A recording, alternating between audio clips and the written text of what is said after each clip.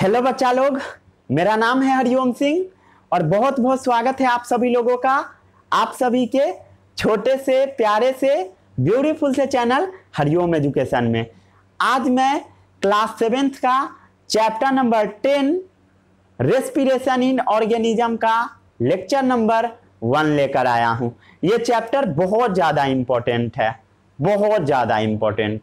आज हम सबसे पहले ये समझेंगे कि रेस्पिरेशन का मतलब क्या होता है। आज हम लोग पूरा रेस्पिरेशन के ऊपर बेसिक बातें करेंगे। उसके बाद आज हम आपको बताएंगे रेस्पिरेशन प्रोसेस में क्या क्या चीज इन्वॉल्व होते हैं। रेस्पिरेशन का मैं आपको एक प्रॉपर इक्वेशन लिख कर दूंगा। उसके बाद आज हम आपको ये बताएंगे कि रेस्पिरेशन कितने टाइप्स के होते हैं, टाइप्स ऑफ रेस्पिरेशन। फिर हम आपको बताएंगे एरोबिक रेस्पिरेशन क्या होता है। फिर हम आपको बताएंगे एनएरोबिक रेस्पिरेशन क्या होता है। एरोबिक रेस्पिरेशन कहाँ होता है, एनएरोबिक रेस्पिरेशन कहाँ होता है। तो ये चैप्टर बहुत ज़्यादा इंपॉर्टेंट है। इस चैप्टर को समझने के लिए थोड़ा बहुत आपको न्यूट्रिशन चैप्टर आना चाहिए। जैसे न्यूट्रिशन इन एनिमल्स ये सब पढ़े थे ना चैप्टर नंबर 1 में, पढ़े हो या नहीं? नहीं पढ़े हो कोई बात नहीं है, अगर भूल भी गए हो कोई बात नहीं है, मैं फिर से आपको सब पढ़ा दूंगा। ठीक है, आपको क्या करना है, अब एक कॉपी निकालना है और बस एक पेन ले लेना है, सादा कॉपी और एक पेन, और नोट करना स्टार्ट कर दीजिए। ठीक है, और जब नोट कर लीजिएगा उसके बाद आप इसको कम से कम 3 बार रीडिंग लगाइएगा। एक बार रीडिंग लगाइएगा, आधा समझ में आएगा 50%, फिर एक बार रीडिंग लगाइएगा 60%, एक बार और लगाइएगा 80% तक आ जाएगा, और उससे ज़्यादा बहुत ज़रूरत भी नहीं है। ठीक है, 100% समझ में नहीं आएगा आपको। ठीक है, क्योंकि आप फर्स्ट टाइम पढ़ रहे हो। और अगर आप अभी अच्छे से पढ़ लोगे देन जब आप क्लास 10th में जाकर ये सब चीज़ पढ़ोगे देन आपको एक बार में समझ आ जाएगा, एक बार में।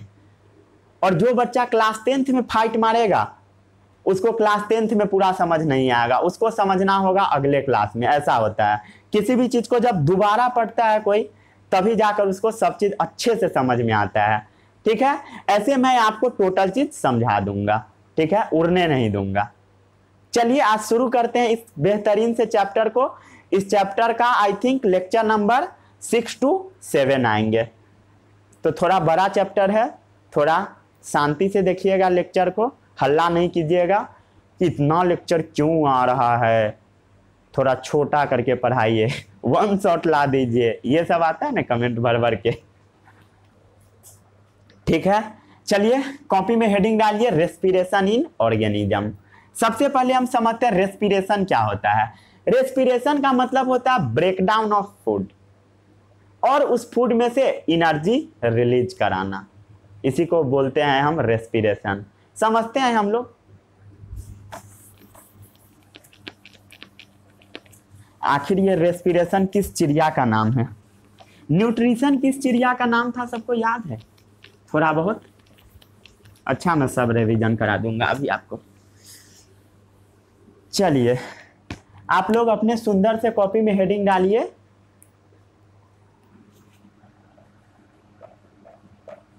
Respiration in organism.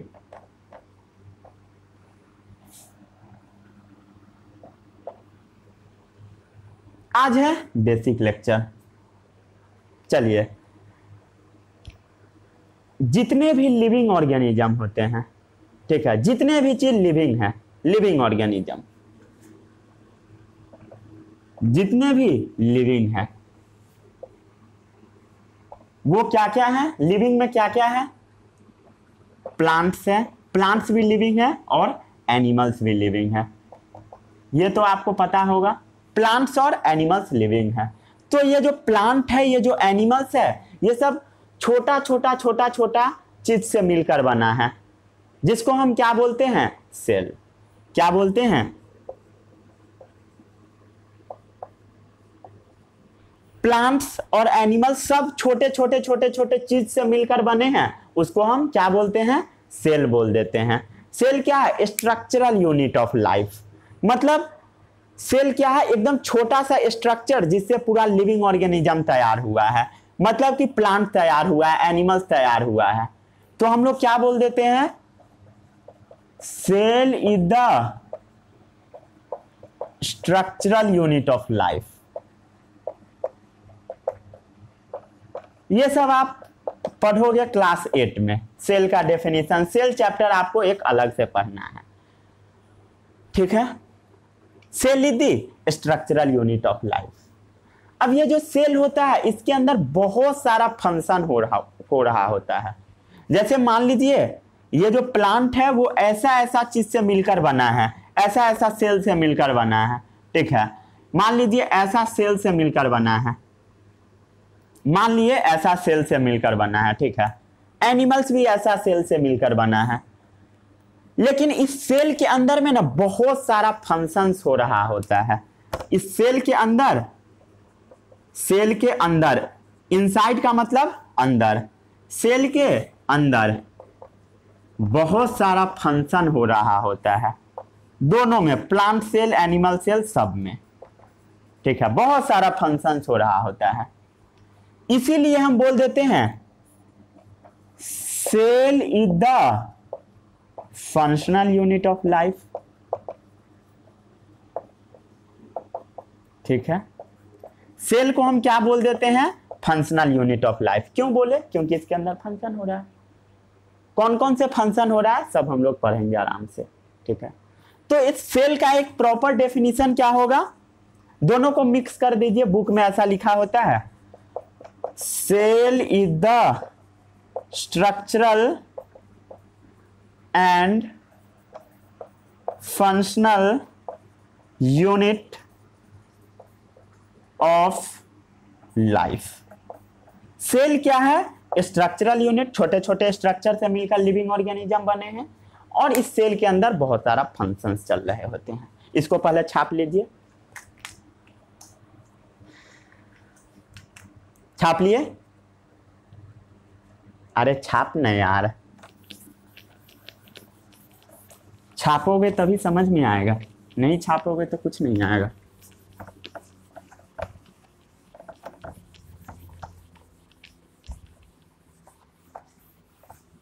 अब कोई पूछेगा कि सेल के अंदर कौन कौन से फंक्शंस होते हैं, सेल के अंदर क्या क्या फंक्शन होता है? फंक्शन तो जितने भी हमारे बॉडी में सेल्स हैं ना, हमारा बॉडी क्या चीज से मिलकर बना है? सेल से मिलकर बना है। इसी कारण से सेल का डेफिनेशन क्या हुआ? Cell is the structural unit of life. और ये जो सेल है इसके अंदर बहुत सारा फंक्शन चल रहा होता है। जैसे ये जो हमारा बॉडी का सेल है उसको न्यूट्रिशन का रिक्वायरमेंट होता है। न्यूट्रिशन, न्यूट्रिशन क्या होता है सबको पता है? Intake of food. मतलब कि जितने भी आपके बॉडी में सेल्स है सब सेल्स को न्यूट्रिशन का जरूरत है। मतलब जितने भी आपके बॉडी में सेल्स है सब सेल्स को खाना का जरूरत होता है। आराम से समझिएगा, नहीं समझिएगा देन आपको रेस्पिरेशन का मतलब समझ नहीं आएगा। रेस्पिरेशन का डेफिनेशन तक समझने के लिए आपको बहुत चीज पढ़ना पड़ेगा, ठीक है। क्या मैं आपको बताया? सेल के अंदर बहुत सारे फंक्शंस चलते हैं। जैसे सेल को खाना का जरूरत पड़ता है, इनटेक ऑफ फूड। न्यूट्रिशन का मतलब क्या होता है? Process of intake of food and it utilization, और फूड का यूटिलाइज भी करना, जो आप न्यूट्रिशन में पढ़े थे चैप्टर नंबर 1 में। नहीं पढ़े हैं कोई बात नहीं है, भूल गए हैं देन यहां पढ़िए, सब समझ में आ जाएगा। तो सेल को न्यूट्रिशन का जरूरत है, ठीक है। और सेल के अंदर और भी चीज होता है, जैसे बहुत चीज का ट्रांसपोर्टेशन चलता है। क्या होता है? ट्रांसपोर्टेशन, ठीक है। जैसे मान लीजिए सेल के पास बहुत सारा, जैसे सेल के पास तो खाना तो पहुंचना चाहिए। जैसे अगर सेल को न्यूट्रिशन का जरूरत है, इनटेक ऑफ फूड का जरूरत है, मतलब उसको खाना का जरूरत है, तो आपके जो बॉडी में सेल्स है सबको तो खाना चाहिए, तो खाना ट्रांसपोर्ट होकर कैसे पहुंचता है सेल्स के पास, उसके बारे में भी आपको इस चैप्टर में पढ़ना है। जैसे आपका हाथ का सेल है, यहाँ का सेल, यहाँ का सेल, यहाँ का सेल, आँख का सेल, नाक का सेल, कान का सेल, पूरा बॉडी सेल से मिलकर बना है। जितना भी आपके बॉडी में सेल्स है सबको क्या चीज का जरूरत है, न्यूट्रिशन का जरूरत है। तो कुछ सोर्स होना चाहिए जो उसको वहां तक पहुंचा दे पूरे सेल्स तक, तो ट्रांसपोर्ट होगा। फूड कैसे ट्रांसपोर्ट होता है सब हम लोग पढ़ेंगे।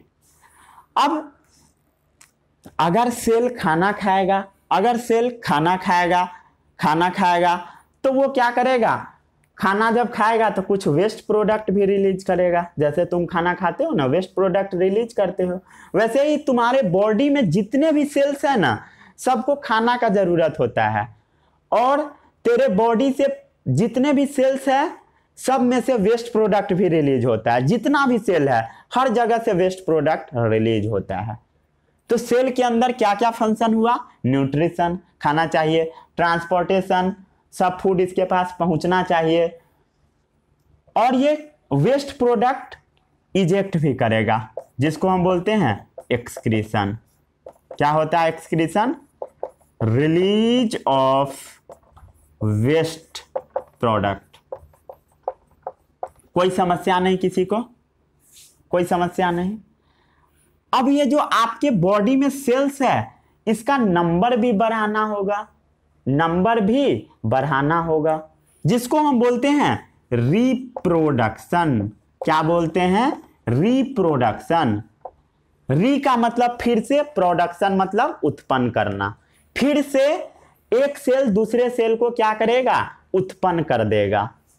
ठीक है, रिप्रोडक्शन। जैसे रुक जाइए मैं यहां पर लिख देता हूं। एक्सक्रीशन का मतलब क्या है, रिलीज ऑफ वेस्ट मटेरियल्स।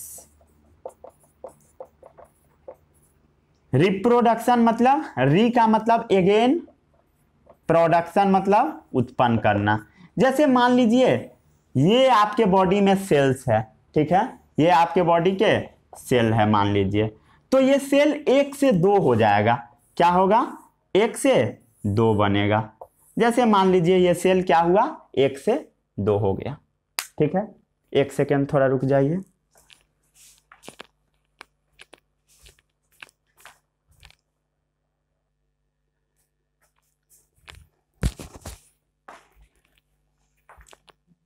इतना समझ में आया? क्या मैं आपको बताया कि सेल को न्यूट्रिशन का जरूरत पड़ता है, मतलब फूड का जरूरत पड़ता है। फूड का ट्रांसपोर्टेशन होना चाहिए, मतलब फूड एक जगह से दूसरे जगह पे जाना चाहिए। एक्सक्रीशन होगा, मतलब जो भी वेस्ट मटेरियल फॉर्म होगा सब इजेक्ट आउट हो जाएगा। रिप्रोडक्शन होगा, मतलब फिर से एक सेल से 2 सेल बन जाएगा, फिर से प्रोडक्शन हो जाएगा सेल्स का। ठीक है, कोई समस्या नहीं किसी को इतना तक में? इतना तक हो गया। लेकिन ये जो सारा प्रोसेस है ना, सब में कहीं ना कहीं एनर्जी का जरूरत पड़ा। जैसे न्यूट्रिशन चाहिए, ट्रांसपोर्टेशन चाहिए, न्यूट्रिशन करना है, ट्रांसपोर्टेशन करना है, एक्सक्रीशन करना है, रिप्रोडक्शन करना है, सब में क्या चीज का जरूरत पड़ेगा, एनर्जी का। क्या पड़ेगा, नीड्स एनर्जी। सब में शक्ति का जरूरत पड़ेगा। मान लेते हैं कि आप खा रहे हैं, खाना खाना है, सोना है, इवन सोना है। खाना खाने के लिए, सोने के लिए हर समय आपको एनर्जी का जरूरत पड़ेगा। मतलब आपके पास अगर एनर्जी नहीं रहेगा खाना भी नहीं खा सकते हैं। सब में एनर्जी का रिक्वायरमेंट होता है। This all event requires energy. ठीक है, सब में एनर्जी का जरूरत पड़ता है। ठीक है, जैसे सबसे ज्यादा जो एनर्जी लगता है वो क्या है, पढ़ाई करना, जो तुम लोग करना नहीं चाहते, ये तो छूट ही गया था। सबसे ज्यादा तो इसी में एनर्जी लगता है, मतलब रियल में नहीं लगता है, मतलब समझ रहे हो ना। हाँ, पढ़ाई में थोड़ा कम एनर्जी लगता है, बैठ के पढ़ने में बहुत कम लगता है। जॉगिंग वॉगिंग करोगे तो उसमें ज़्यादा एनर्जी लगेगा।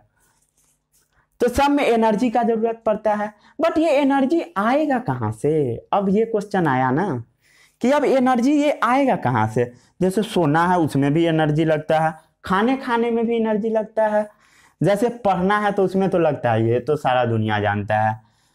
न्यूट्रिशन में एनर्जी लगता है, खाना खाने में, ट्रांसपोर्टेशन में लगता है, एक्सक्रीशन में, रिप्रोडक्शन में, सब में एनर्जी लगता है। बट ये एनर्जी आएगा कहाँ से? तो आता एनर्जी कहाँ से है? फूड से। इतना तो सबको पता होगा, कहाँ से एनर्जी आता है? फूड से। ठीक है, बट फूड से आता कैसे है? जैसे अब थोड़ा सा रिकॉल कीजिए, न्यूट्रिशन में क्या पढ़े थे हम लोग? माउथ से खाना ले रहे थे और मान लीजिए स्मॉल इंटेस्टाइन में जाकर आपका खाना का एब्जॉर्प्शन हुआ। थोड़ा बहुत याद है कि सब भूल गए? मान लीजिए खाना आपके मुंह में खाए और वो स्मॉल इंटेस्टाइन में जाकर आपके ब्लड में चला गया। और ब्लड का काम होता है, ब्लड का क्या काम होता है कि आपके पूरे बॉडी के जितने भी सेल्स है हर जगह जाकर उस फूड को पहुंचा देना। गौर से सुनिएगा, फिर से मैं लिख के पूरा बताऊंगा आपको, ऐसे टेंशन नहीं लेने का। ठीक है, तो सबको एनर्जी का जरूरत पड़ेगा। तो हमारे पूरे बॉडी में क्या होगा? ब्लड पूरे बॉडी में फूड को पहुंचा देगा, फूड को पहुंचा देगा। उसके बाद जितने भी बॉडी के सेल्स है हर जगह फूड पहुंच जाएगा। उसके बाद जितने भी सेल्स है हर सेल्स के अंदर एनर्जी का प्रोडक्शन होगा।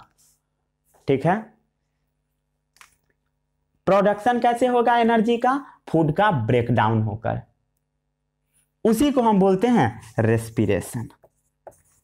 रेस्पिरेशन, रेस्पिरेशन का मतलब क्या होता है? ब्रेकडाउन ऑफ फूड, मतलब फूड को तोड़ना, फूड को तोड़ मरोड़ कर एनर्जी निकालना, उसी को हम बोलते हैं रेस्पिरेशन। जो फूड आप खाए, समझ में आ रहा? थोड़ा बहुत तो आ ही रहा होगा। फूड जो खाए वो कहाँ जाता है? पहले ओइसोफेगस, कहाँ गया? स्टमक, स्टमक से कहाँ गया? स्मॉल इंटेस्टाइन, वहां से कहाँ गया? लार्ज इंटेस्टाइन, और उसे बाहर निकलता है। और फूड का एब्जॉर्प्शन कहाँ पर होता है? मेनली होता है स्मॉल इंटेस्टाइन में, जो मैं आपको कहाँ पढ़ाया था? न्यूट्रिशन इन एनिमल्स चैप्टर में, क्लास 7 का चैप्टर नंबर 1 में। किसी को कोई समस्या नहीं इतना पढ़ने में? किसी को कोई समस्या नहीं है? ठीक है, उसके बाद जो फूड का एब्जॉर्प्शन होगा वो पूरे ब्लड के थ्रू वो पूरे बॉडी में फैल जाएगा। ये फैलाने का काम होता है सर्कुलेटरी सिस्टम का, जो आप इसके बाद चैप्टर पढ़ोगे। ठीक है, सर्कुलेशन चैप्टर, उसमें मैं आपको बताऊंगा उसके बारे में। ठीक है, इतना समझ में आ गया? कोई समस्या नहीं? चलिए अब हम लोग रेस्पिरेशन को डिफाइन करते हैं।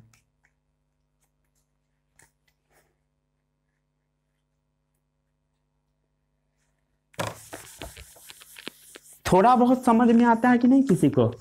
अगर नहीं समझ में आता है फिर भी कोशिश कीजिए, तभी आएगा। अगर कोशिश नहीं कीजिएगा तो कुछ नहीं हो सकता है।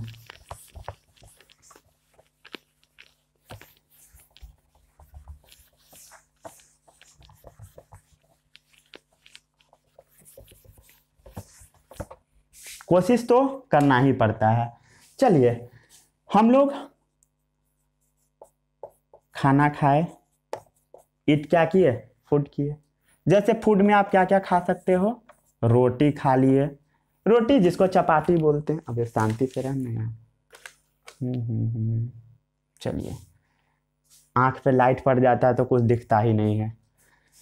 रोटी खा लिए, उसके बाद हम लोग मान लिए चावल भी खा लिए, चावल खा लिए, पल्सेस खा लिए।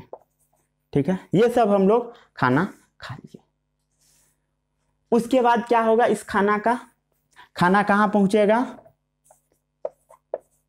ओइसोफेगस में। सब भूल गए हो क्या? याद दिला दूं?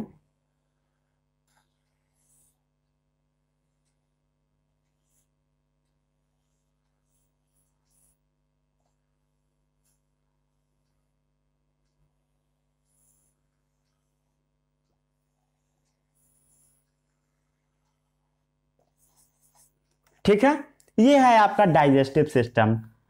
ये पर डाइजेस्टिव सिस्टम में ऐसे ऐसे बना भी होता है, इस सब में ठीक है, जो हम लोग इंडिकेट नहीं करेंगे। उतना अच्छा से नहीं बनाइएगा, नहीं तो आपसे बन भी नहीं पाएगा।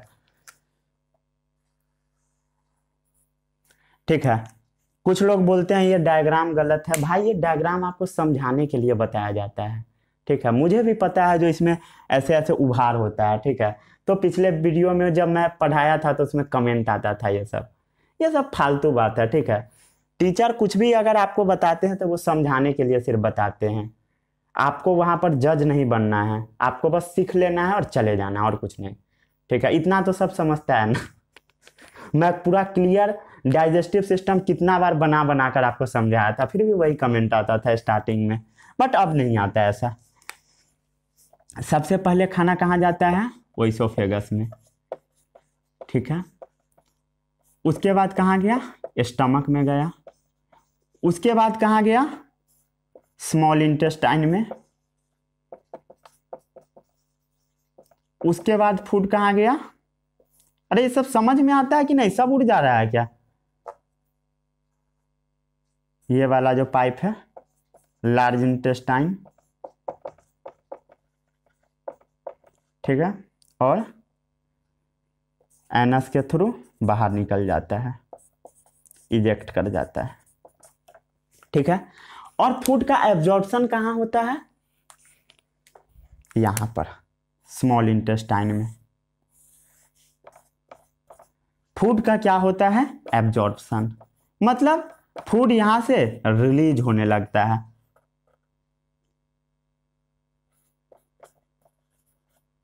फूड का एब्जॉर्प्शन होता है। ठीक है, फूड हम लोग कहां से खाए? मुंह से खाए। किसी को इस सब में भी समस्या है क्या? माउथ से हम लोग फूड लिए, कहां गया फूड? ओइसोफेगस में गया। कोई कष्ट नहीं। ओइसोफेगस से कहां पहुंचा? स्टमक में पहुंचा। स्टमक से स्मॉल इंटेस्टाइन, उससे लार्ज इंटेस्टाइन, एनस के थ्रू बाहर निकला। कोई समस्या नहीं है किसी को इसमें। ठीक है, चलिए ओइसोफेगस में गया। उसके बाद फूड कहां पहुंचेगा? उसके बाद फूड पहुंचेगा स्टमक में। स्टमक में क्या होगा? फूड का ब्रेकडाउन होगा। ये सब पढ़े थे, फूड का ब्रेकडाउन होता है कहां पर जाकर? स्टमक में जाकर। कोई समस्या नहीं। ठीक है, ये सब यहां पर लिखा हुआ है। फिर फूड कहां गया? स्मॉल इंटेस्टाइन में। स्मॉल इंटेस्टाइन में क्या होता है? फूड का एब्जॉर्प्शन। फूड से जो जो एनर्जी रहेगा सब एब्जॉर्ब कर जाता है। उसके बाद लार्ज इंटेस्टाइन में जाता है। लार्ज इंटेस्टाइन तक तो एनर्जी एब्जॉर्ब हो ही जाता है, मोस्ट ऑफ द एनर्जी। थोड़ा बहुत चीज लार्ज इंटेस्टाइन में भी एब्जॉर्ब होता है, जिससे आपको मतलब नहीं है। ठीक है, किसी को कोई समस्या नहीं। चलिए, अब ये जो फूड का जो एब्जॉर्प्शन होता है वो मेनली होता है ग्लूकोज का। क्या चीज का? ग्लूकोज। क्या चीज का? ग्लूकोज। समझिए, ध्यान से समझिए। रोटी खा लिए, चावल, पल्सेस, ये सब आप खा लिए। ओइसोफेगस में गया, स्टमक में गया, फूड का ब्रेकडाउन हुआ, स्मॉल इंटेस्टाइन में गया। वहां से क्या होगा? ग्लूकोज फॉर्म में ये एब्जॉर्ब हो जाएगा। और भी बहुत सारा फॉर्म हो सकता है, बट मेनली ग्लूकोज होता है। ग्लूकोज फॉर्म में क्या होगा? एब्जॉर्ब होकर वो ब्लड में चला जाएगा, या अमाइनो एसिड भी हो सकता है। बहुत सारा चीज होता है जिसके बारे में आपको पढ़ना नहीं है। ठीक है, ठीक है, लिखना है तो लिख लीजिए। ठीक है, जैसे अमाइनो एसिड में होता है, और भी बहुत सारा फॉर्म है, जैसे फैटी एसिड, बट इस सब के बारे में आपको नहीं पढ़ना है। अमाइनो एसिड, फैटी एसिड क्या होता है आपको नहीं पढ़ना है। ये सब होता क्या है पहले ये जान लीजिए। क्या होता है पढ़ना नहीं है, बट थोड़ा जान लीजिए। ये जो फूड आप ये सब रोटी चावल ये सब जो खाते हैं वो स्मॉल इंटेस्टाइन में इसी फॉर्म में एब्जॉर्ब होता है, ग्लूकोज फॉर्म में, अमाइनो एसिड फॉर्म में, फैटी एसिड फॉर्म में। समस्या? अबे समस्या आ रहा है कि नहीं? बोलो ना यार, बोलना पड़ता है। नहीं बोलोगे तो मजा कैसे आएगा? पूरा आज बेसिक लेक्चर है, एकदम आराम से समझो, तभी आपको इस चैप्टर का फील आएगा। फील बहुत बड़ा चीज होता है। फील अगर नहीं आया देन आप क्या पढ़े। ठीक है, glucose, amino acid, fatty acid, ये सब का एब्जॉर्प्शन होगा। ठीक है, हो गया। चलिए उसके बाद क्या होगा, ये ब्लड के थ्रू ब्लड आपके टोटल सेल्स में पहुंच जाएगा। आपको पता है कि ब्लड का पाइप पूरा सिस्टम में बिछा हुआ रहता है, पूरे बॉडी में होता है ब्लड का पाइप। ठीक है, तो जितना भी एनर्जी यहां से एब्जॉर्ब किया, कहां से, स्मॉल इंटेस्टाइन से, पूरा जो भी खाना, ये सब glucose, amino acid, fatty acid, ये सब जो बनेगा वो पूरे सेल्स में पहुंच जाएगा। जितने भी आपके बॉडी में सेल्स है, बॉडी क्या चीज से बना है, सेल्स से बना है, पूरा सेल्स में पहुंच जाएगा। किसी को कोई समस्या नहीं इतना में, पूरे सेल्स में पहुंच गया। थ्रू ब्लड ऑल सेल्स में वो रीच कर गया। अब क्या होता है कि जितने भी सेल्स है, टोटल सेल्स के अंदर रेस्पिरेशन होता है। सेल के अंदर क्या होता है, रेस्पिरेशन। रेस्पिरेशन होने का मतलब होता है ब्रेकडाउन ऑफ फूड। जो फूड, सबसे पहले क्या हुआ, फिर से समझिए। कई लोगों को उड़ रहा होगा, आराम से देखिए, खाना खाए स्टमक में गया, स्मॉल इंटेस्टाइन में एब्जॉर्ब हुआ, glucose, amino acid, fatty acid form में, ये पूरे ब्लड के थ्रू पूरे सेल्स में पहुंच गया। और सेल्स में जाकर क्या हुआ, ये जो ग्लूकोज है इसका होगा ब्रेकडाउन। क्या होगा, इस ग्लूकोज का कटाई होगा, ब्रेकडाउन, उसको तोड़ा जाएगा। ठीक है, उसके ऊपर वॉर किया जाएगा, ब्रेकडाउन होगा फूड का। ठीक है, उसी को हम बोलते हैं रेस्पिरेशन। और जब खाना को तोड़ा जाता है ना, उसके बाद शक्ति निकलता है। ऐसा नहीं कि रोटी खा ली, स्मॉल इंटेस्टाइन में गया, शक्ति मिल गया, नहीं मिलता है शक्ति। ठीक है, उसको शक्ति के लिए बहुत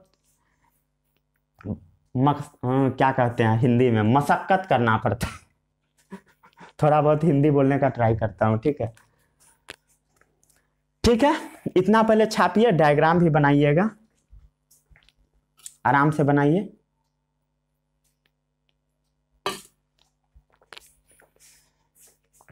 ठीक है, चलिए। ये रेस्पिरेशन होता कहाँ है, सेल में होता है, सबको पता है। मजा आ रहा है कि नहीं, अरे यार बोल ना, मजा आ रहा है ना।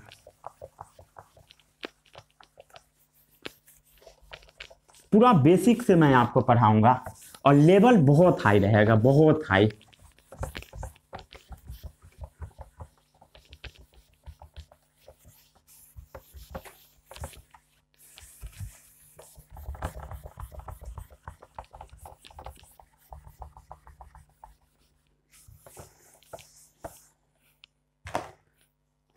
चलिए अब क्या बताना है,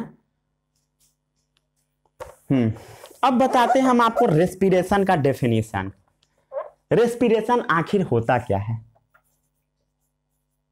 रेस्पिरेशन होता कहाँ है, आपको पता लग गया। कहाँ होता है, हमारे टोटल बॉडी के सेल्स में।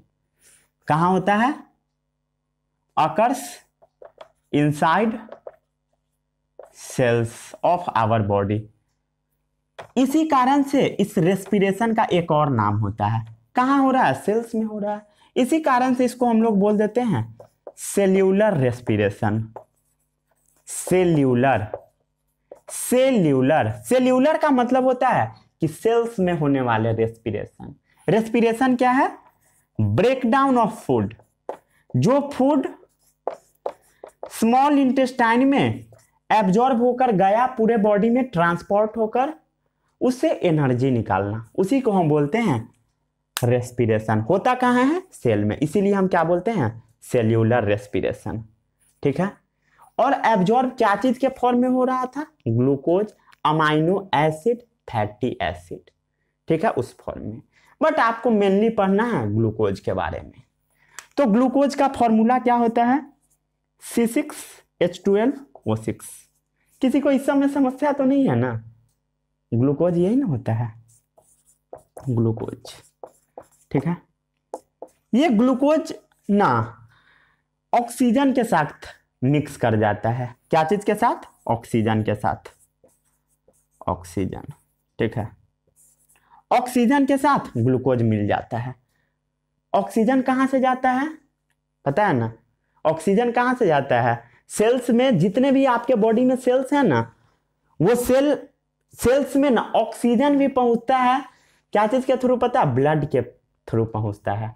मतलब ब्लड ऑक्सीजन भी कैरी करता है और फूड भी कैरी करता है। जो आप सांस में हवा लेते हो ना, हवा जो सांस लेते हो, वो हवा जो ऑक्सीजन आप सांस लेते हो, वो आपके पूरे बॉडी के सेल्स में पहुंचते हैं। जैसे आपका हाथ का सेल में ऑक्सीजन पहुंचा, नाक कान हर जगह के सेल्स में पहुंचता है। जितने भी आपके बॉडी में सेल्स है, क्या सर के सेल्स में पहुंचेगा, हाथ के सेल में, पैर के सेल में, हर जगह के सेल्स में पहुंचेगा ऑक्सीजन, और ब्लड भी पहुंचेगा। ये ग्लूकोज कहां से आया पता लग गया, कहां से आया ग्लूकोज, ब्लड के थ्रू आया, ब्लड ही इसको कैरी करके लाया, स्मॉल इंटेस्टाइन में इसका एब्जॉर्प्शन हुआ था। ऑक्सीजन कहां से आया, जो हम लोग सांस हवा लेते हैं, वही हवा को पकड़ के कौन सा पार्ट ट्रांसपोर्ट कराता है, वही आपका प्यारा सा सर्कुलेटरी सिस्टम। जब पढ़ोगे बहुत मजा आएगा सर्कुलेटरी सिस्टम भी, बट इसमें थोड़ा सब्र करना पड़ेगा आपको, आराम आराम से सीखना पड़ेगा। जब ये रिएक्शन होता है, ग्लूकोज जब ऑक्सीजन के साथ एक्ट करता है, तब निकलता है CO2। क्या निकलता है, कार्बन डाइऑक्साइड। क्या निकलता है, कार्बन डाइऑक्साइड। ये क्या है, कचरा है जो बाहर निकल रहा है। ये ग्लूकोज है, ये ऑक्सीजन है, और उससे क्या निकलता है, CO2 निकलता है, और H2O भी निकलता है, मतलब थोड़ा सा पानी वगैरह भी निकल जाता है, और बहुत ज्यादा अमाउंट में एनर्जी निकलता है। मतलब शक्ति इसमें बहुत ज्यादा अमाउंट में निकलता है, बहुत ज्यादा, ठीक है, एनर्जी निकलता है। और ये इक्वेशन कहीं कहीं बैलेंस करके भी लिखा मिलता है, तो यहां 6 हो जाएगा, 6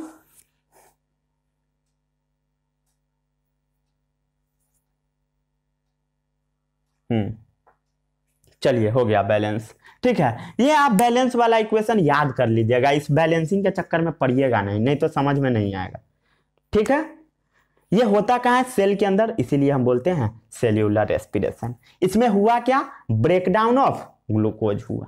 क्या हुआ, रेस्पिरेशन क्या है, breakdown of glucose, breakdown of food, food का ब्रेकडाउन हो रहा है। फूड कौन सा फूड, ग्लूकोज का ब्रेकडाउन हो रहा है in the presence of oxygen,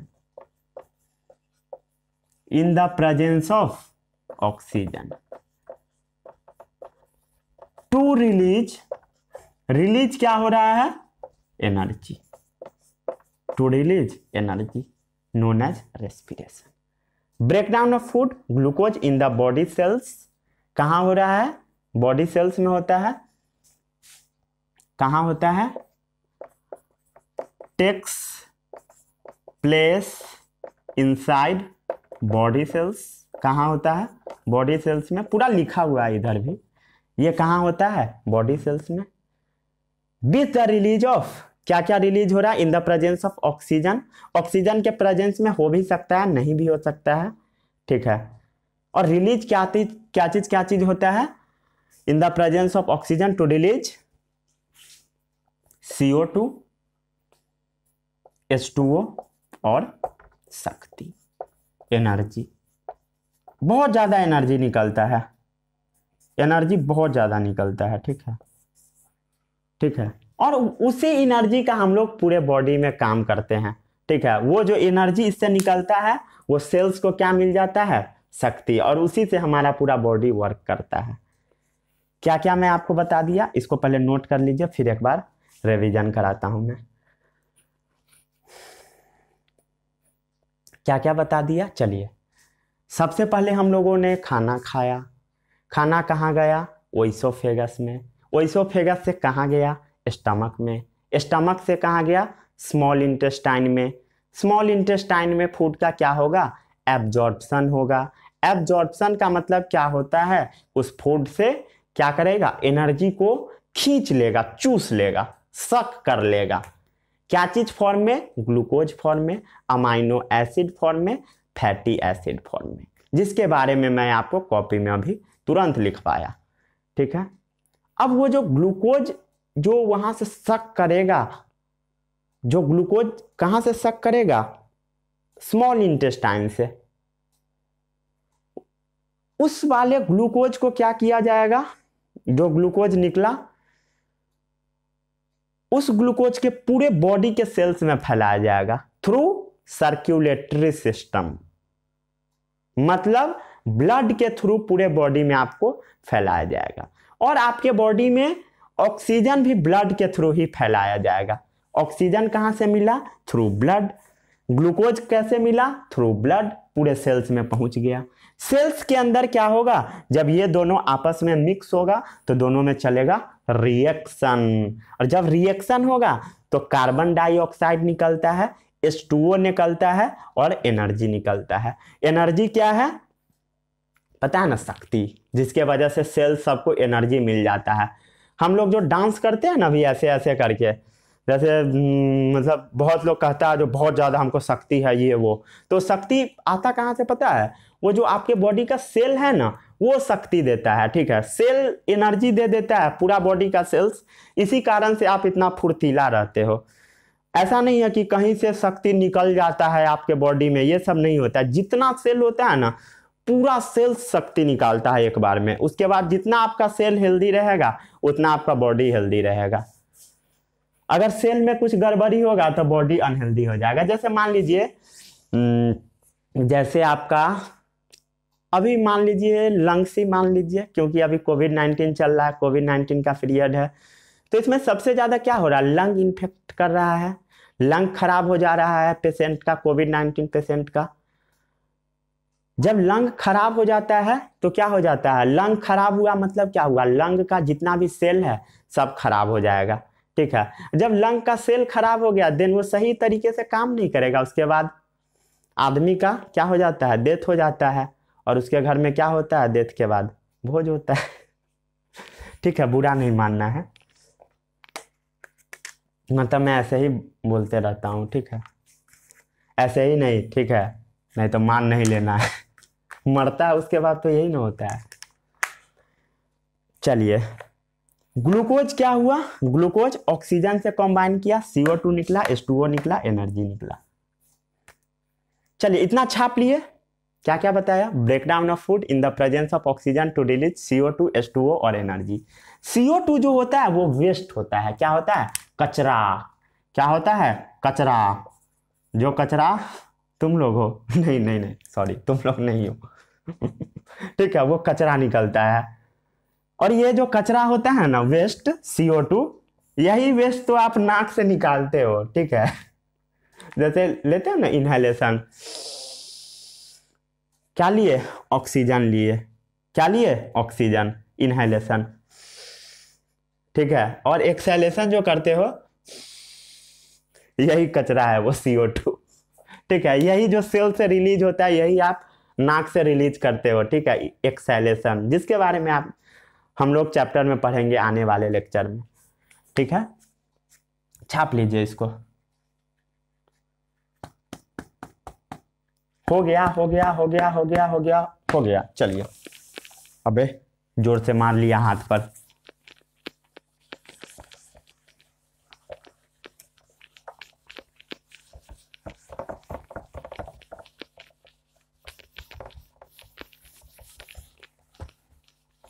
चलिए भाई साहब, अब आपको बताना है कि रेस्पिरेशन प्रोसेस में क्या क्या हुआ। Respiration process involve, respiration process involves, क्या क्या हुआ रेस्पिरेशन प्रोसेस में इन्वॉल्व। सबसे पहला हम लोग क्या किए थे, ऑक्सीजन ले रहे थे नाक से, क्या हुआ, इनटेक ऑफ ऑक्सीजन। कहाँ से लिए इसके बारे में अभी हम लोग बात नहीं करेंगे, ऑक्सीजन हम लोग ले लिए। उसके बाद क्या हुआ, फूड का ब्रेकडाउन हुआ, उसके लिए हम लोग टर्म यूज करते हैं ऑक्सीडेशन, मतलब फूड का ब्रेकडाउन हुआ। ठीक है, ऑक्सीडेशन का मतलब होता है फूड का ब्रेकडाउन करना। ऑक्सीडेशन ऑफ फूड, फूड का क्या हुआ, ऑक्सीडेशन हुआ। फूड क्या था, ग्लूकोज जिसका मेनली ऑक्सीडेशन चल रहा था, मतलब ग्लूकोज के साथ ही हम लोग कुश्ती कर रहे हैं अभी। क्या चीज विथ दी, क्या चीज की हेल्प से हो रहा था? With the help of oxygen. ठीक है, oxidation of food with the help of oxygen. सबको याद है कि नहीं इक्वेशन, भूल गए क्या? अरे अभी अभी तो बताया था, C6H12O6, O2 के प्रेजेंस में क्या क्या निकल रहा था? CO2H2O प्लस शक्ति, शक्ति शक्तिमान। देखो एनर्जी निकल गया ना, तुम लोग शक्तिमान हो ना। हाँ ठीक है, कोई समस्या नहीं। ऑक्सीडेशन ऑफ फूड मतलब ग्लूकोज, ये क्या है? ग्लूकोज है with the help of oxygen, ये क्या है? ऑक्सीजन।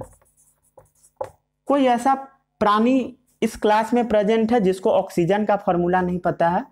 अगर कोई ऐसा प्राणी है तो जान लो होता है O2, भगा तो नहीं सकता हूं, ठीक है। चलिए, और प्रोडक्शन क्या चीज का हो रहा है? ऑफलाइन में रहते तो पकड़ के भगा देता मैं अभी कभी, ठीक है, ऐसा बहुत सारा पकड़ाता है ऑफलाइन में। प्रोडक्शन क्या चीज का हो रहा है? CO2 H2O और शक्ति। ठीक है, उसके बाद ये सब क्या हुआ? प्रोडक्शन में हो रहा है। और कचरा क्या है? ये वाला, ठीक है। और एलिमिनेशन क्या चीज का होगा? एलिमिनेशन मतलब कचरा क्या है? एलिमिनेट मतलब बाहर निकलेगा। एलिमिनेशन ऑफ CO2, नाक से ही निकलता है, O2 लिए CO2 छोड़े, ठीक है। अलोम विलोम मैं नहीं करा रहा हूं, ठीक है, रामदेव वाला योगा सब, सॉरी बाबा रामदेव वाला।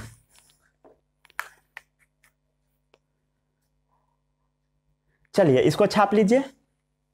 अब हम लोग बात करते हैं टाइप्स ऑफ रेस्पिरेशन। मजा आ रहा है पढ़ने में? किसी को कोई समस्या नहीं?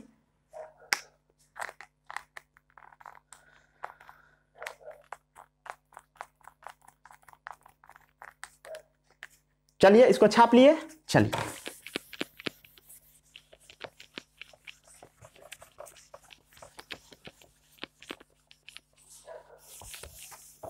देखिए, डॉगी सबको दौरा चढ़ गया, अब ये सब भौंकना स्टार्ट कर दिया। रूल है, जिस दिन मैं पढ़ाता हूँ उस दिन डॉगी भौंकता ही भौंकता है। चलिए हेडिंग डालिए, क्या डालना है? Types of respiration. रेस्पिरेशन का टाइप। रेस्पिरेशन क्या होता है? सबको याद हो गया, क्या होता है? ब्रेकडाउन ऑफ खाना टू रिलीज एनर्जी।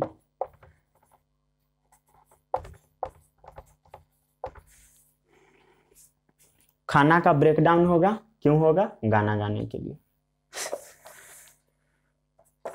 अब ये जो रेस्पिरेशन है कितने टाइप के होते हैं? तो रेस्पिरेशन होते हैं दो टाइप के।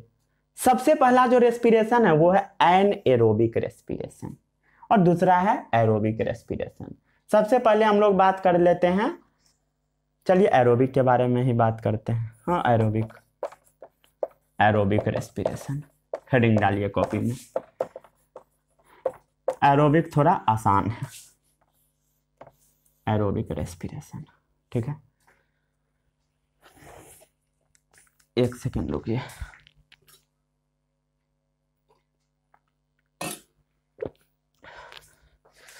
गला सूख जाता है। एरोबिक रेस्पिरेशन, यहाँ तो बहुत ज़्यादा ठंड है, बहुत ज़्यादा। Aerobic respiration, when breakdown of food into CO2 H2O with the release of energy in the presence of when breakdown of food into CO2 H2O with the release of energy, ठीक है, in the presence of oxygen लिखने का जरूरत नहीं है, ठीक है, लिख दीजिए चलेगा,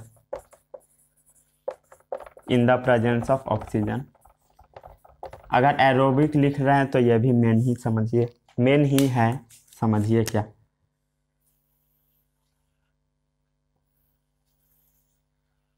चलिए फिर से पढ़िए।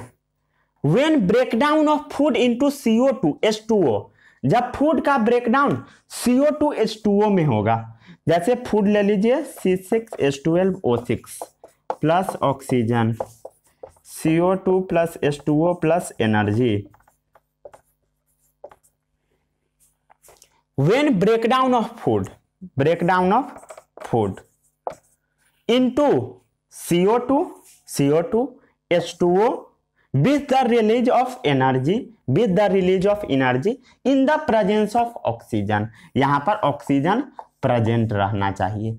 तो वैसे रेस्पिरेशन को हम बोलते हैं एरोबिक रेस्पिरेशन, और एरोबिक रेस्पिरेशन में large amount of energy release होता है, large amount of energy is release. Aerobic respiration में बहुत ज्यादा अमाउंट में एनर्जी रिलीज होता है। किसी को कोई समस्या नहीं? ये बैलेंस करना तो सबको आ गया ना, मतलब याद कर लेना है, सीखना नहीं है, ठीक है। एरोबिक रेस्पिरेशन ऐसा रेस्पिरेशन होता है, मतलब फूड का ऐसा ब्रेकडाउन प्रोसेस होता है जो ऑक्सीजन के प्रेजेंस में होता है, और एनएरोबिक रेस्पिरेशन ऐसा रेस्पिरेशन होता है जो ऑक्सीजन के एब्सेंस में होता है। एब्सेंस का मतलब कमी, प्रेजेंस मतलब जब प्रेजेंट रहेगा। ये सब मीनिंग पता है कि नहीं? थोड़ा बहुत, जैसे रिलीज का मतलब है उत्पन्न करना, एनर्जी मतलब शक्ति, फूड मतलब खाना, ब्रेकडाउन मतलब तोड़ फोड़ करना, रेस्पिरेशन का मतलब क्या होगा, ब्रेकडाउन ऑफ फूड, और क्या होता है तुम लोग को पढ़ा है ना अभी, रिलीज होगा क्या चीज, शक्ति, ताकि मारपीट करते रहे। अच्छा सॉरी, मारपीट नहीं करना है। और ऑर्गेनिज्म मतलब प्राणी। देखिए शुद्ध हिंदी में बोल रहा हूँ आज। खाना खाकर शक्ति मिलता है, उसका यूज करते हो या नहीं, मतलब किस पर? जैसे लड़का सब यूज करता है अपनी बहन पर।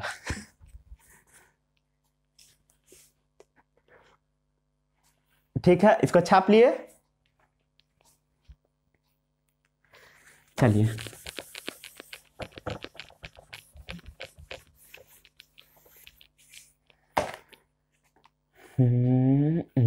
चलिए, ऑर्गेनिज्म, ऐसे ऑर्गेनिज्म जो एरोबिक रेस्पिरेशन करते हैं उसको हम एरोब्स बोलते हैं।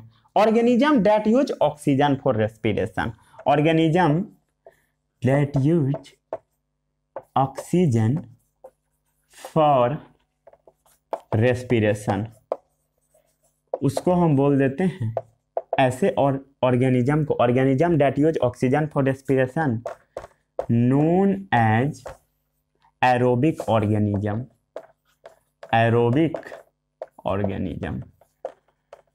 और इसी का अनदर नेम होता है एरोब्स। एरोब्स मतलब जो ऑक्सीजन के प्रेजेंस में अपना फूड से एनर्जी निकालेगा। Organism that use oxygen for respiration known as aerobes, और aerobic organism. Majority of plant और एनिमल्स, मेजोरिटी ऑफ प्लांट्स और एनिमल्स करते हैं एरोबिक रेस्पिरेशन, मतलब लगभग जितने भी प्लांट और एनिमल है सब करते हैं एरोबिक रेस्पिरेशन ही। एनएरोबिक रेस्पिरेशन बहुत कम जगह पर देखने को मिलता है। चलिए इसको छाप लीजिए अच्छे से, उसके बाद हम लोग बात करते हैं एनएरोबिक रेस्पिरेशन के बारे में, ठीक है। इसको आराम से छापिए, आराम से छाप रहे हो अच्छे से। लेक्चर का ड्यूरेशन भी थोड़ा ज्यादा होगा।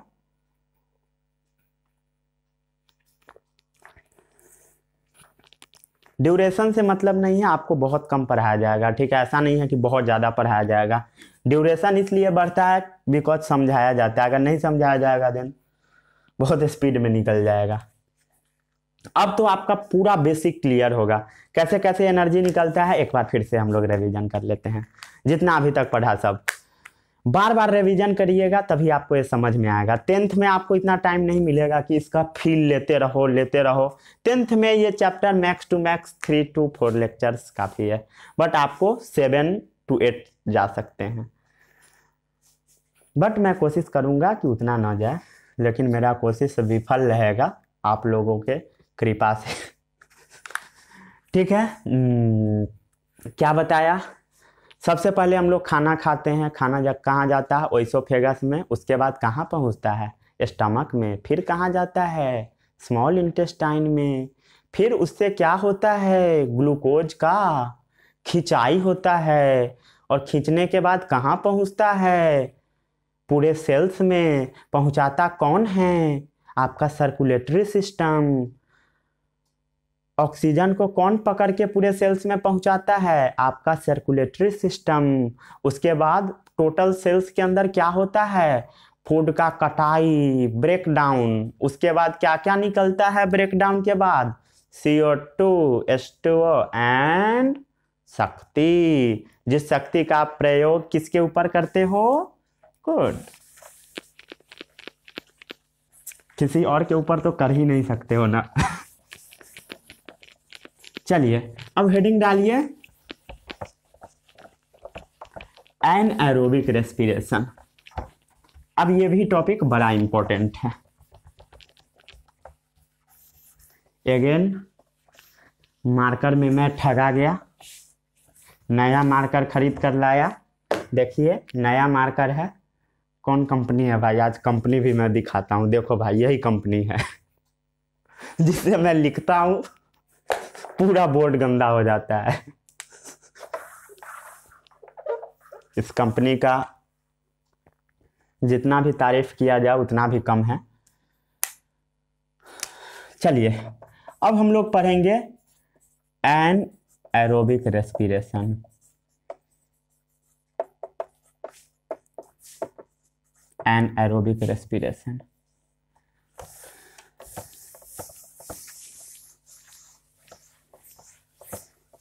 चलिए एरोबिक क्या होता था? ऐसा रेस्पिरेशन जो ऑक्सीजन के प्रेजेंस में होता था। बट एनएरोबिक ऐसा रेस्पिरेशन है जो ऑक्सीजन के एब्सेंस में होगा। When glucose is break down without the use of oxygen. क्या होगा? When glucose is break down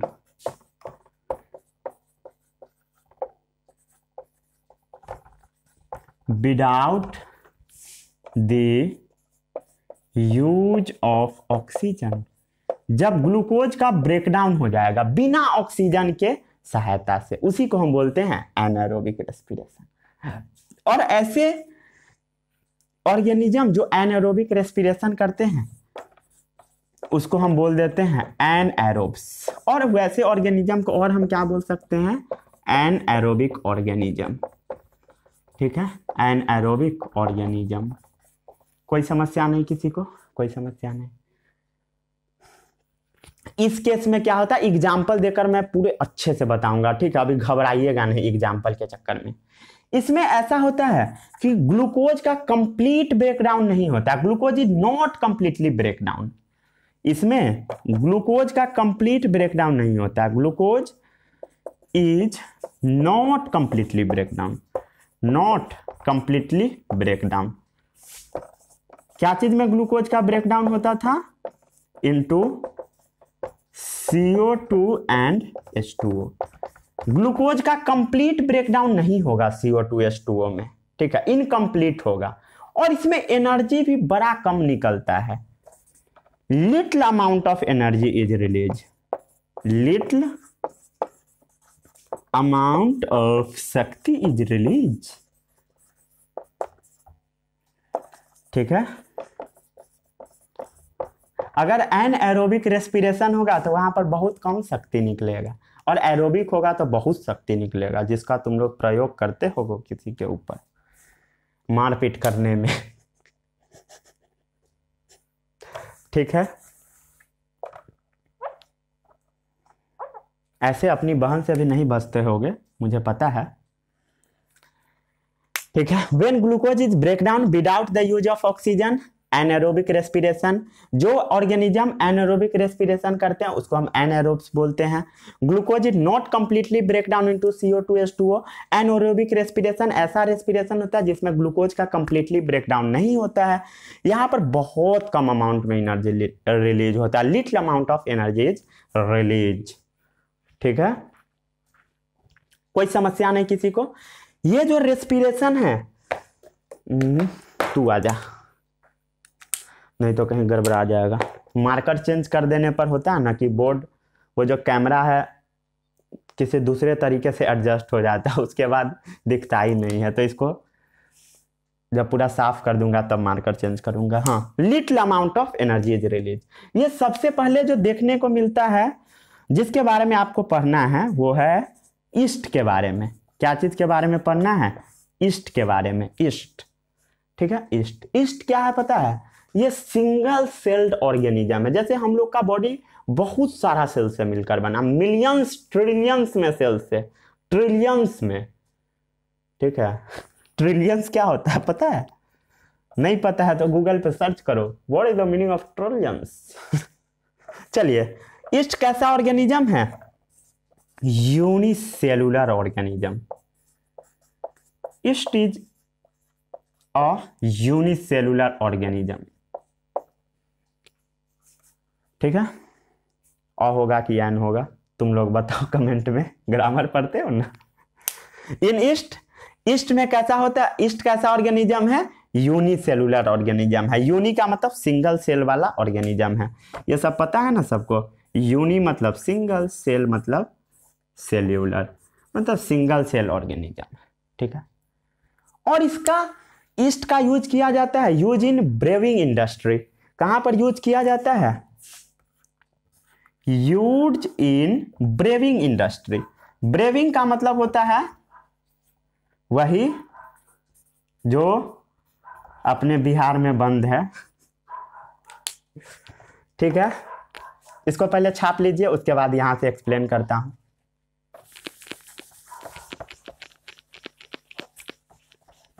क्या बंद है भाई बिहार में? कुछ तो बंद है, मतलब बिहार में भूत की तरह है, बंद भी नहीं।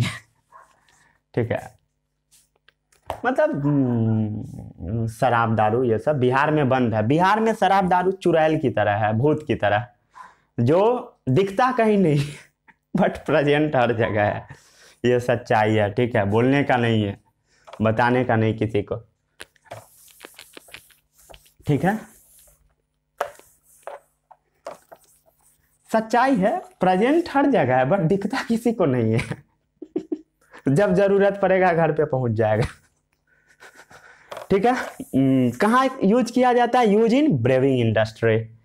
ठीक है, ब्रेविंग मतलब वही, मतलब वाइन वगैरह, वाइन इंडस्ट्री सब में। ठीक है, वाइन ये सब, वाइन बियर ये सब में, मतलब समझ रहे हो ना, बहुत होशियार हो तुम लोग। चलिए, उसमें क्या किया जाता है कि ग्लूकोज को ले लिया जाता है वाइन इंडस्ट्री में, और उसको क्या किया जाता है? In the absence of oxygen, oxygen के एब्सेंस में इसका ब्रेकडाउन होता है। In the absence of oxygen, जैसे आपको याद होगा थोड़ी देर पहले मैं आपको बताया था एरोबिक रेस्पिरेशन में ग्लूकोज का ब्रेकडाउन हो रहा था ऑक्सीजन के प्रेजेंस में, मतलब वहां पर ऑक्सीजन प्रेजेंट था बट यहां पर ऑक्सीजन एब्सेंट है। In the absence of oxygen, मतलब ऑक्सीजन यहां पर है ही नहीं, in the absence of oxygen. तो जो रिलीज होता है वो होता है अपना प्यारा सा इथाइल अल्कोहल। यही प्यारा भाई साहब, इथाइल अल्कोहल। और इसमें से और भी चीज सब रिलीज होता है, जैसे CO2 भी रिलीज होता है और शक्ति भी निकलता है, एनर्जी बहुत कम निकलता है, बहुत कम। बताया था ना अभी एनारोबिक के पॉइंट में कि एनारोबिक में बहुत कम एनर्जी निकलता है बट एरोबिक में ज्यादा निकलता है। तो ग्लूकोज का एब्सेंस ऑफ ऑक्सीजन में इथाइल अल्कोहल, CO2 और एनर्जी रिलीज होता है। ठीक है, और यूज कहाँ किया जाता है? ब्रेविंग इंडस्ट्री में। कहाँ कहाँ? ब्रेविंग इंडस्ट्री का मतलब जहां पर वाइन बनता है और बियर वगैरह बनता है। जो चीज अपने प्यारे बिहार में बंद है, बंद नहीं है, भूत है बिहार में, कह सकते हो सिंपल भाषा में तो भूत है, दिखता कहीं नहीं है बट प्रेजेंट हर जगह है। ठीक है। Glucose in the absence of oxygen, ethyl alcohol, CO2 और एनर्जी रिलीज होगा। ठीक है, चलिए, और इसका यूज कहाँ किया जाता है? ईस्ट का और भी जगह यूज किया जाता है। जैसे ईस्ट का यूज सबसे पहला क्या है? ईस्ट का यूज किया जाता है in the absence of oxygen, alcohol बनाने में। और भी ईस्ट का यूज होता है, जैसे ईस्ट से हम लोग डॉ को रेज करते हैं, यूज टू रेज डॉ। जैसे मान लीजिए छोला भटूरा खाए हो तो उसमें जो भटूरा रहता है बहुत मोटा होता है, इतना बड़ा। ठीक है, उसका जो डॉ होता है ना, डॉ मतलब पेस्ट, जो आटा गूथा हुआ होता है उसी को डॉ बोलते हैं। तो जो गूथा हुआ आटा रहता है वो बहुत फूल जाता है उसमें जब ईस्ट पाउडर डाला जाता है देन वो फूल जाता है। मतलब यूज टू रेज डॉ, उस डॉ को क्या करने में, उठाने में, फुलाने में बहुत मदद करता है। क्यों फूलता है पता है? क्योंकि वहां पर CO2 रिलीज होता है, इसी कारण से ईस्ट के केस में यूज टू रेज डॉ। और ईस्ट क्या चीज में आता है? बेकिंग इंडस्ट्री में। ठीक है, किस इंडस्ट्री में? अरे भाई कान में बहुत ठंड लग रही है। बेकिंग इंडस्ट्री में। ठीक है, यूज टू रेज डॉ। चलिए, अब आता है और भी जगह पर होता है एनारोबिक रेस्पिरेशन। जैसे आपके स्केलेटल मसल्स में होता है। सबसे पहले फिर से रिवीजन एक बार। एरोबिक रेस्पिरेशन क्या होता है? In the presence of oxygen. Anaerobic respiration in the absence of oxygen. सबसे पहला कहाँ हुआ? ब्रेविंग इंडस्ट्री में, मतलब वाइन बियर बनाने में। ग्लूकोज का ब्रेकडाउन होगा in the absence of oxygen और बनेगा क्या? इथाइल अल्कोहल, CO2 और एनर्जी रिलीज होगा। ठीक है, और भी ईस्ट का यूज कहाँ होगा? बेकिंग इंडस्ट्री में, टू रेज डॉ। ब्रेविंग इंडस्ट्री मतलब शराब बनाना, बेकिंग मतलब ईस्ट बनाना। ठीक है, अगर कुछ गलत सलत बोल भी दिया होगा तो क्षमा करना। चलिए, अब आता है स्केलेटल मसल्स, जिसमें होता है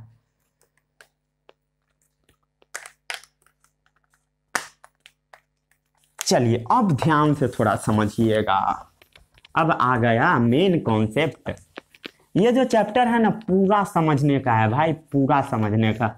जो बच्चा आज नहीं पढ़ेगा उसको कभी समझ नहीं आएगा। मैं ये फिर से बोल रहा हूँ, आज अगर आप क्लास 7th में ये सब नहीं पढ़ोगे, अगर आप ये उम्मीद लेकर बैठे हो कि क्लास 10th में हम जाएंगे और ये सब चीज़ सीख लेंगे, देन आप नहीं सीख सकते हैं, क्योंकि क्लास 10th का सिलेबस बहुत बड़ा है। बहुत सारा चैप्टर नया नया आएगा क्लास 10th में भी। ठीक है, मतलब बहुत नहीं आता बट आता है बहुत सारा चैप्टर नया। बहुत सारा नया नया आप कॉन्सेप्ट पढ़ोगे जिसमें आप उलझ जाओगे अगर अभी से ये सब क्लियर करके नहीं रखोगे तब। ठीक है, दूसरा जो होता है एनारोबिक रेस्पिरेशन, वो होता है स्केलेटल मसल्स में। स्केलेटल मसल्स में। स्केलेटल मसल्स क्या होता है? पढ़े हो? कौन सा चैप्टर? मतलब क्लास 6 पास हो ना तो उसमें एक चैप्टर था, क्या था चैप्टर? मतलब स्केलेटल वाला एक चैप्टर है, बॉडी मूवमेंट एंड लोकोमोशन, ऐसे ही करके कुछ चैप्टर है। ठीक है, जिसमें स्केलेटल के बारे में पढ़ना है। तो वहीं पर मैं आपको बताया था स्केलेटल मसल्स के बारे में। पढ़े हो? नहीं पढ़े हो? अच्छा, कोई बात नहीं है। ठीक है, जो मसल्स स्केलेटल से अटैच होता है उसी को हम बोल देते हैं, बोन से अटैच होता है उसी को बोलते हैं स्केलेटल मसल्स। क्या होता है? Muscles attach to bones. Muscles attach to bones. जो मसल्स आपके बोन से अटैच है उसी को स्केलेटल मसल्स बोला जाता है। ये सब आप पढ़ोगे आगे। ठीक है, अगर 6 में नहीं पढ़े हो देन आपका स्वागत होगा। ये टॉपिक कहाँ पर? क्लास 11th में। सीधा 6 से 11th में पढ़ना है। जो चैप्टर स्केलेटल वाला 6 में पढ़ना है ना, वो डायरेक्ट 11th में आता है और सबका दिमाग हिलाकर चला जाता है, रटना पड़ता है। दिमाग में कितना हड्डी है रे, नाक में कितना हड्डी है, कान में कितना हड्डी है। ठीक है, उसके बाद होश बिगाड़ देता है। ये आपका जो है वर्टिब्रल कॉलम, उसमें कितना हड्डी है, रिब्स में कितना हड्डी है, हाथ में कितना हड्डी है, सब पढ़ना है क्लास 6 में। उसके बाद वो डायरेक्ट आता है क्लास 11th में, और जब 11th में आता है तो सबका अक्का बक्का गुम हो जाता है। इसलिए अभी से पढ़ के रखिए, तभी फायदा करेगा, नहीं पढ़िएगा बहुत दिक्कत होगा आगे। मैं आपको ये सब बार बार बताता हूँ, बट आप समझते हैं कि नहीं, ये तो आपके ऊपर डिपेंड करता है ना। चलिए ठीक है, मान लिए कि आप लोग दौड़ना स्टार्ट किया, ऐसे करके रनिंग करना स्टार्ट किए, फास्ट रनिंग, ठीक है, बहुत तेजी से दौड़ना स्टार्ट किए, या कुछ भी करते हैं, या एक्सरसाइज करते हैं बहुत तेजी में, इससे इससे करके, इससे इससे वाला, इससे इससे वाला, क्या करते हैं, एक्सरसाइज करते हैं। और भी बहुत सारा एक्सरसाइज होता है, जो एक एक्सरसाइज मैं भी करवा सकता हूँ, जैसे तेरा पैर ऊपर कर दूंगा और सर नीचे, ये सबसे अच्छा एक्सरसाइज होता है, टांग उठा दो उल्टा करके, ठीक है। तो जैसे मान लीजिए आप फास्ट रनिंग किए, बहुत तेजी में दौड़े, आप बहुत हेवी एक्सरसाइज किए, तो उस टाइम क्या होगा कि आपको बहुत ज़्यादा एनर्जी का ज़रूरत पड़ेगा। जैसे बहुत तेजी में जब दौड़ के आइएगा तो आपके पैर के जो मसल्स है, पैर में जो मसल्स है,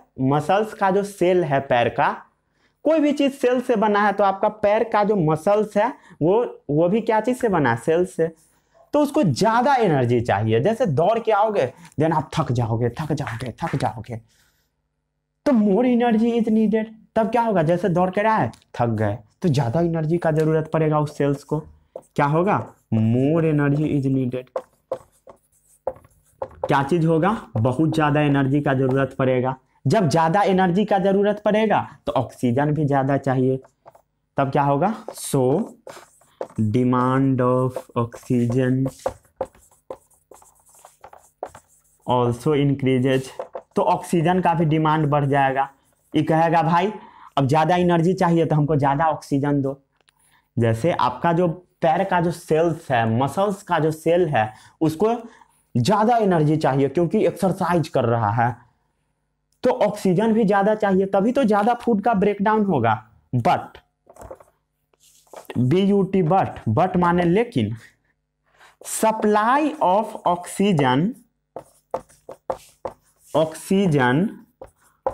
to cells is fixed. Oxygen का जो सप्लाई होता है सेल में वो फिक्स होता है, बट ऑक्सीजन सप्लाई मसल्स में जो होता है, मसल सेल्स में, किस सेल्स में, मसल्स का बात चल रहा है, मसल सेल्स में वो फिक्स होता है, मतलब वो बदल नहीं सकता है, अनचेंज है, अनचेंज मतलब उसमें आप चेंजिंग नहीं ला सकते हैं। जितना ऑक्सीजन का सप्लाई चाहिए आपके सेल्स में, मसल सेल्स में, वो फिक्स है, अनचेंज है, ठीक है। इस कारण से क्या होगा, चल तू आजा बेटा, अब इस कारण से क्या होगा, but supply of oxygen to cells is fix. इस कारण से होगा कि आपका जो पैर का जो मसल्स का सेल रहेगा उसमें क्या होगा, ऑक्सीजन का डेफिशिएंसी हो जाएगा, मतलब ऑक्सीजन का कमी हो जाएगा, डेफिशिएंसी ऑफ ऑक्सीजन। क्या होगा, आपके जो पैर का जो मसल्स है उसमें ऑक्सीजन का कमी हो जाएगा। ऐसा नहीं है कि हमेशा के लिए, मतलब उस समय के लिए, ये है टेम्पोररी प्रोसेस होता है, टेम्पोररी, ठीक है, कुछ समय के लिए ऑक्सीजन का डेफिशिएंसी हो जाएगा। जब ऑक्सीजन का कमी होगा तो आपका जो स्केलेटल मसल्स है, थोड़ा बैठ जाता हूं बहुत थक गया, जो आपका स्केलेटल मसल्स है, मतलब स्केलेटल मसल्स, वो क्या करेगा, एनएरोबिक रेस्पिरेशन करेगा। कैसा रेस्पिरेशन, एनएरोबिक रेस्पिरेशन, मतलब वो बिना ऑक्सीजन के प्रेजेंस में ही रेस्पिरेशन स्टार्ट कर देगा, ठीक है। इसको नोट कर लीजिए आराम से, आराम से छापिए, कोई दिक्कत नहीं है, ठीक है, आराम से नोट कर लीजिए, कीजिए आराम से नोट, कोई दिक्कत नहीं है।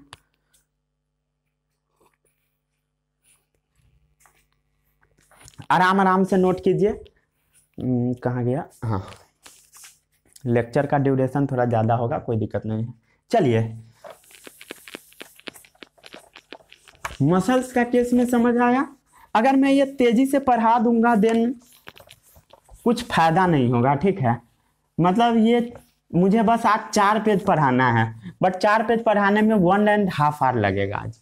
अगर मैं चाहूँगा तो 4 पेज पढ़ाना मतलब कितना, 60 मिनट, या अगर मन करे तो 40 मिनट में भी हो जाए, और खींच दूंगा तो, बट उससे कोई फायदा नहीं होगा। 2 गुना टाइम में पढ़िए, बट अच्छे से पढ़िए। क्या हो रहा था, ग्लूकोज का ब्रेकडाउन हो रहा था in the absence of oxygen. दिख रहा है ना, ग्लूकोज का ब्रेकडाउन होगा in the absence of oxygen. कहां पर, मसल सेल्स में, जो आपके बॉडी का जो पैर का मसल्स है उस सेल में, और बनेगा, और इससे जो बनता है वो है लैक्टिक एसिड। क्या रिलीज होता है, lactic acid with the release of energy. क्या निकलता है, लैक्टिक एसिड बन जाता है। एनर्जी रिलीज होता है बट बहुत कम, बन क्या जाता है, लैक्टिक एसिड। मैं आपको क्या बताया था, एनएरोबिक होता है तो एनर्जी बहुत कम रिलीज होगा, और एरोबिक में ज्यादा रिलीज होता है। ये तो हो गया in the absence of oxygen, और रिलीज हो जाएगा लैक्टिक एसिड। ठीक है, कोई समस्या नहीं। जैसे लैक्टिक एसिड आपके पैर में जमा हुआ, एक्यूम्यूलेशन हुआ, मतलब आपके जो मसल्स का सेल है उसमें जमा होगा, तो वैसे आपका पैर में दर्द करने लगेगा, लीड्स टू मसल्स फैटिग। हाय हाय हाय हाय, क्या हो जाएगा, लीड्स टू, लीड्स मतलब होता है मसल्स में फैटिग, मतलब आपका जो मसल्स है उसमें दर्द होने लगेगा, बड़ा पेन होगा। ठीक है, हो गया। इसी सब को फर्मेंटेशन भी बोल दिया जाता है एक साथ कलेक्टिवली। जैसे क्या क्या मैं आपको बता दिया, याद है, इथाइल अल्कोहल बन रहा था, और क्या रिलीज हो रहा था, CO2 रिलीज हो रहा था in the case of east भी, एंड CO2 रिलीज हो रहा था in the case of east वगैरह सब में। क्या क्या बन रहा था, इथाइल अल्कोहल, CO2। ठीक है, किसी को कोई समस्या नहीं है।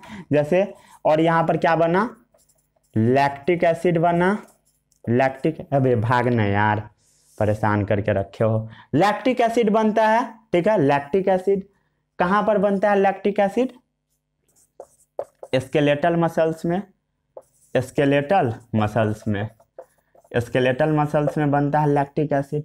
ठीक है, क्या होता है स्केलेटल मसल्स भूल गए क्या, मसल्स जो बोन से अटैच होता है, मसल्स अटैच टू बोन्स।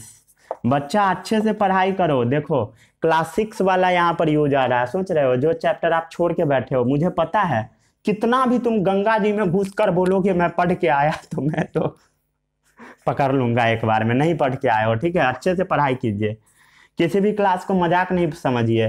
अगर इसको आप मजाक आज समझेंगे देन ये आपका कल मजाक उड़ाएगा, इसलिए सीरियसली लीजिए। ठीक है, ये जो this process of anaerobic respiration, इसी को फर्मेंटेशन बोल दिया जाता है। ये सब क्या था, एनाएरोबिक रेस्पिरेशन का process, this process of anaerobic respiration, this anaerobic respiration, जिसको ही बोल दिया जाता है फर्मेंटेशन भी, या फर्मेंटेशन।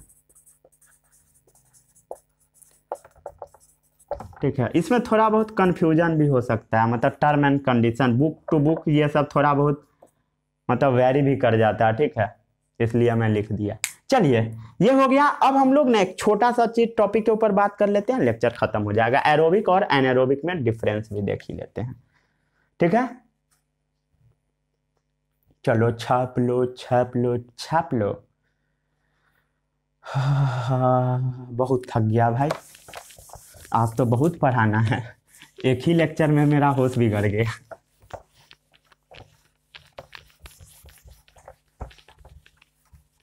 एक्चुअली ऐसा था ना कि मेरा माइक एक दोस्त के पास था, इसी कारण से आपका वीडियो आ नहीं रहा था, समझे। चलिए क्या करना है, एरोबिक रेस्पिरेशन और एनाएरोबिक रेस्पिरेशन में हम लोग डिफरेंस देख लेते हैं। एनाएरोबिक रेस्पिरेशन, अंतर तो सब लिख ही लेगा आप लोग तो एक बार में लिख लीजिएगा, क्योंकि आप लोग तो बहुत स्मार्ट हो। ठीक है, चलिए सड़ा हुआ मार्कर से लिखता हूँ, इस मार्कर को ख़त्म करना है। एरोबिक रेस्पिरेशन कहाँ होता है? प्रेजेंस ऑफ ऑक्सीजन में। एनाएरोबिक रेस्पिरेशन में ऑक्सीजन का जरूरत नहीं पड़ता है, नहीं पड़ता है। एब्सेंस ऑफ ऑक्सीजन में होता है, मतलब एनाएरोबिक में ऑक्सीजन का जरूरत नहीं पड़ता है। इसमें ग्लूकोज कंप्लीटली ऑक्साइड हो जाता है, कंप्लीटली ऑक्सीडाइज हो जाता है। ऑक्सीडाइज, ऑक्सीडाइज का मतलब क्या होता है? ब्रेकडाउन होना। मतलब कि एरोबिक रेस्पिरेशन के केस में ग्लूकोज का कंप्लीट ब्रेकडाउन हो जाता है, बट एनाएरोबिक के केस में ग्लूकोज का इनकम्प्लीट ब्रेकडाउन होता है। ग्लूकोज का इनकम्प्लीट ब्रेकडाउन होता है, इनकम्प्लीट ब्रेकडाउन होता है, इनकम्प्लीट ब्रेकडाउन होता है। ठीक है, किसी को कोई समस्या नहीं? मार्कर खत्म हो गया है, कंजूसी नहीं। ठीक है, हाँ तो कहाँ थे हम लोग? कहाँ थे? बोर्ड पर थे, पढ़ रहे थे, कहीं सो नहीं रहे थे। हाँ, इंड प्रोडक्ट जो होगा किसमें? एरोबिक में क्या क्या होगा? बोल बोल बोल। CO2, H2O। और इसमें जो इंड प्रोडक्ट होगा, इंड प्रोडक्ट वो क्या क्या होगा? बच्चा बोलता क्यों नहीं है? Lactic acid. क्या होगा? लैक्टिक एसिड कब निकलता है? स्केलेटल मसल्स में, एनाएरोबिक रेस्पिरेशन के बाद में। किसी को कोई समस्या? कोई समस्या नहीं। और क्या क्या निकलता था? जैसे CO2 तो निकलता ही है, और क्या क्या निकल रहा था? थोड़ा याद करने दो, भूल गया ना। इथाइल अल्कोहल, वही जो बिहार में बंद है। चलिए, यहाँ क्या हो रहा था? एरोबिक के केस में more energy is produced, more energy is produced.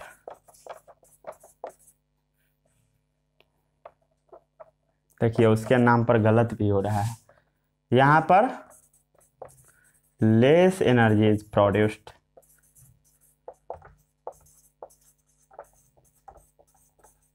ठीक है, कोई समस्या नहीं। ये अकर कहाँ होता है? अकर्स होता है मोस्टली प्लांट्स एंड एनिमल्स में। प्लांट्स और एनिमल्स में ये मोस्टली अकर होता है, मतलब प्लांट और एनिमल में होता है एरोबिक रेस्पिरेशन। ठीक है, और ये कहाँ होता है? ये एनाएरोबिक होता है। जैसे ईस्ट के केस में जो आप देखे हो, बैक्टीरिया में होता है, बैक्टीरिया में होता है, और भी बहुत सारा पैरासाइट वगैरह में हो जाता है। पैरासाइट वर्म में, पैरासिटिक वर्म में। पैरासिटिक वर्म मतलब समझते हो? जो आपके बॉडी के अंदर प्रेजेंट रहता है, जो पेट के अंदर में कीड़ा मकोड़ा आपका प्रेजेंट रहेगा, उसको तो ऑक्सीजन नहीं मिलेगा अच्छे से, देन वो एनाएरोबिक करेगा। ठीक है, पैरासिटिक वर्म। यहीं पर आपका एक प्यारा सा लेक्चर समाप्त होता है। अगले लेक्चर में हम लोग और भी चीज़ सीखेंगे। ठीक है, मिलते हैं हम लोग अगले लेक्चर में। तब तक के लिए bye bye, all the best.